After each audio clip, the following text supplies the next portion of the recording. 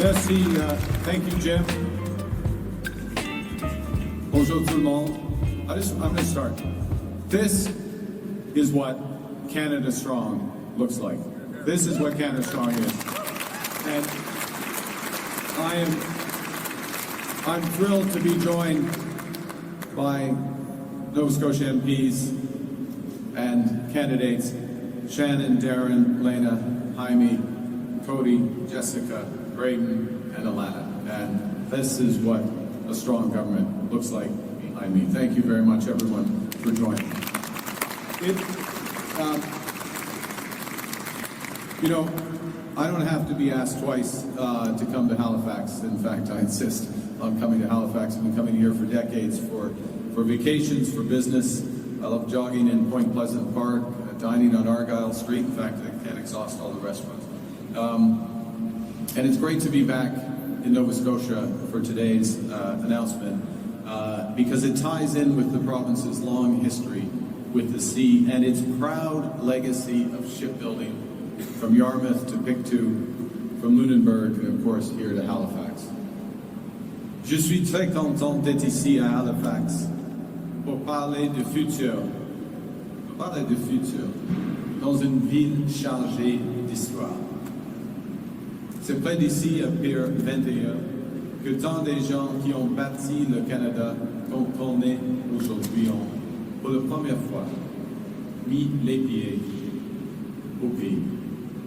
C'est ici que tant de soldats canadiens se sont embarqués pour défendre la démocratie, la liberté, l'humanité. Pour trop, Halifax a été leur dernière vue du Canada.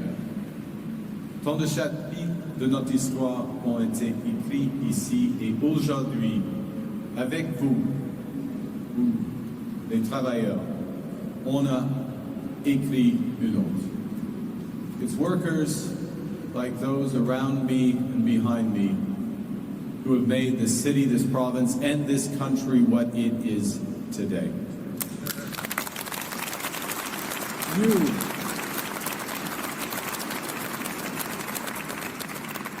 Those who came before you forged our very history, and you are building our future. Whenever Canada is in need, workers such as here at the Irving Shipyard have stepped up. And I want to say thank you. My colleagues want to say thank you on behalf of a grateful nation.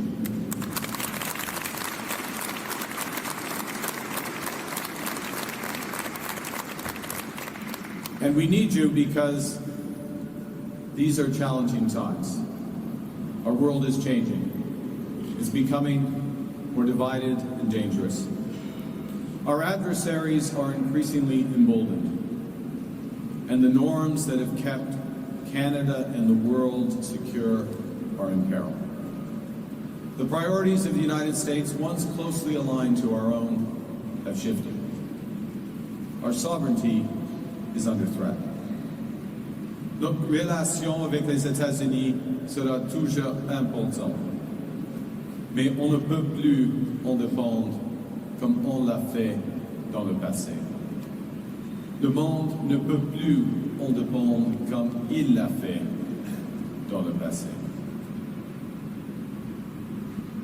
President Trump wants to break us so America can own us. We will not let that happen.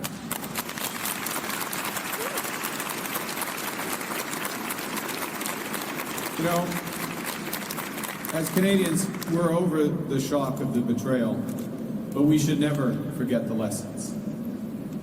We have to look out for ourselves, and we have to look out for each other. And that's what Canadians do. And that's what my government is doing during this crisis. We're acting to protect workers affected by the tariffs. We're using every dollar collected from our retaliatory tariffs to protect those workers, as I announced last week. Because we know that we are stronger when we are together. We cannot let anyone, not American politicians or Canadian politicians, make us angry or divided. While President Trump's plan is to divide and conquer, Pierre Poilievre's plan is to divide and be conquered. His negative slogans aren't solutions. His anger isn't action. His division isn't strength. Negativity won't win a trade war. Negativity won't pay the rent or the mortgage. Negativity won't bring down the price of groceries. Negativity won't make Canada strong.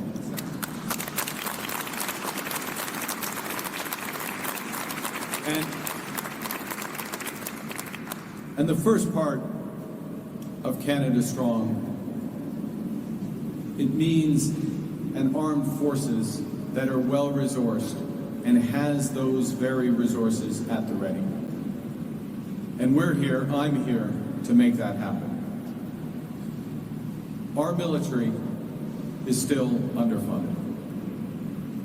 Under the last Conservative government, when Pierre Poilievre was a minister, that government was spending less than 1% of GDP on defense. And Conservatives abandoned our armed forces and shamefully abandoned our veterans, closing area offices across Canada. Since then, Canada has doubled down on our national shipbuilding strategy, which right here in Halifax is creating good paying union jobs for Canadian workers.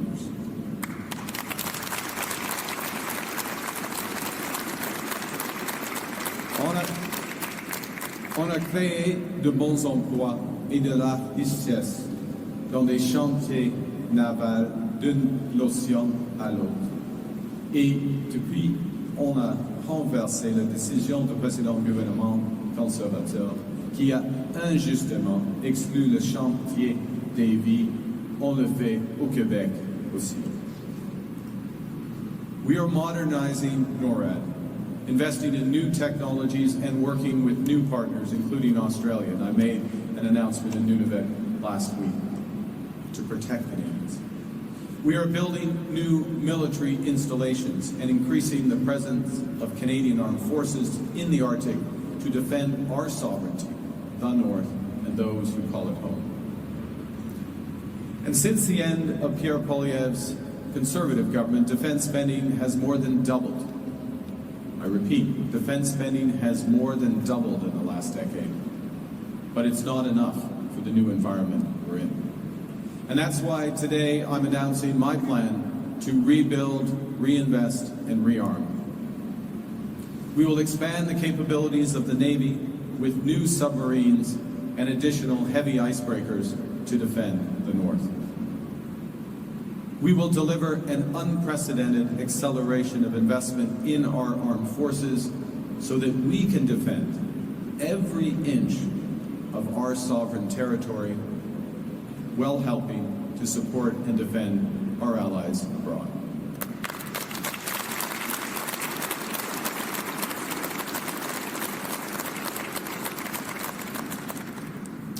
Wanted to come here today to make clear, we are fully committed to all orders underway through the National Shipbuilding Strategy. That's over 21,000 jobs across the country, including 9,500 right here in Halifax and Dartmouth, supported each year through the construction of 8 Arctic and offshore patrol ships, 15 River-class destroyers. This is crucial. This is crucial, but you know, when I was, just take a moment, when I was, had the pleasure of taking the tour with Nancy Lockhart, I met a young apprentice, Victoria, who said, "This gives me a career." And that's a key message. We are building for the long term. We're building Canada strong, not for an election cycle, but to protect Canadians. We're building for the long term. And these people behind me, their children, their friends, their neighbors, have careers in shipbuilding to protect this great country.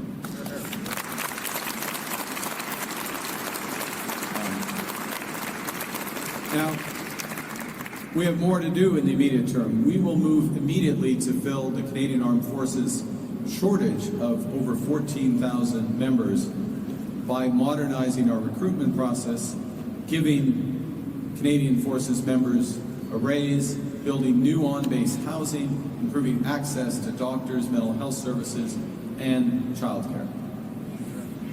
And we'll ensure that Canadian troops defending Canada at home have the same equipment capabilities as those defending our allies abroad.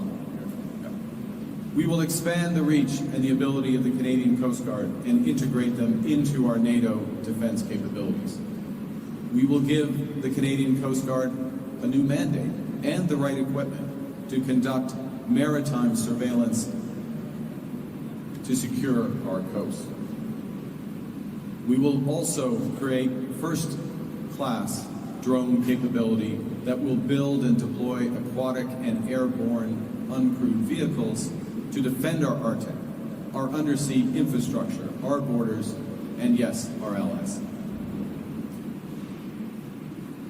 And when doing this, we will ensure as much as possible that Canadian companies benefit from Canadian procurement. An end to sending dollar after dollar south of the border to a nation that is threatening us. They will use Canadian steel and aluminum. They will use Canadian suppliers and companies. They will use and employ Canadian workers.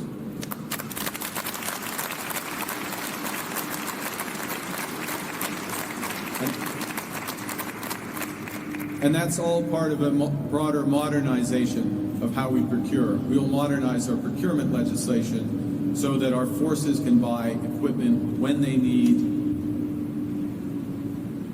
and what they need, which is now. Now, we don't want any more excuses for leaving funds on the table when we need to strengthen our defenses.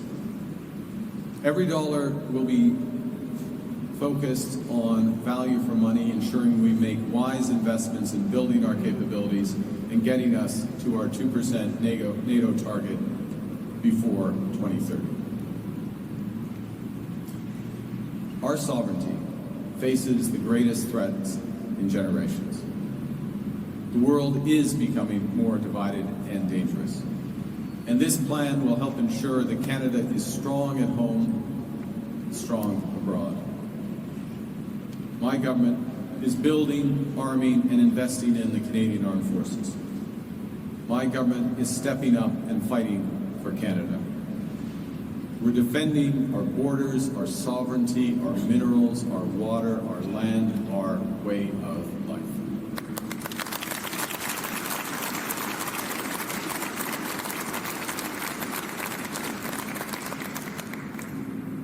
Le Canada est fort. Ensemble, on va le rendre encore plus fort. On est et on va rester made chez nous. Finally, this is the most consequential election of our lifetimes. And my government is meeting the moment with purpose and with force. Canadians want solutions, not slogans. They want positive action, not anger. They want calm, not chaos. They want strength, not division. They want a government that will fight for them.